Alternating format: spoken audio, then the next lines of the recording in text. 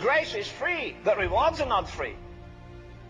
People say you're talking about works. Sure I am, because God did. Jesus did. Shall not the judge of all the earth do right? If a man has to be cast away from God with his own sin and misery forever and ever, you get so near to the heart of God that you share his grief over a world and over a backslidden church that we have today. Can he share his sorrow with you?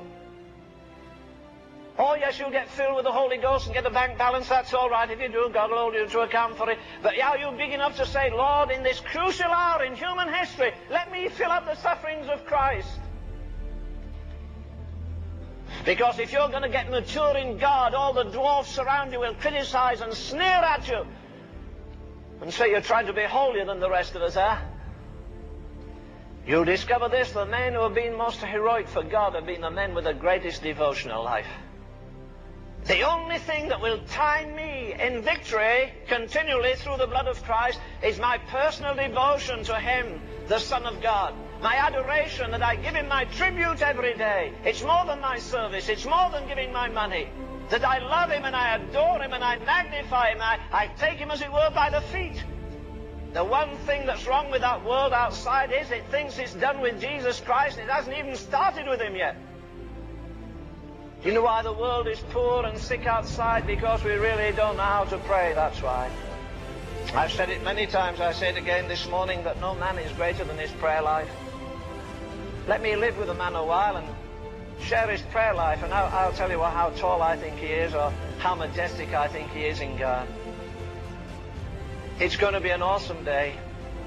You see, there's no possibility of any rehearsal.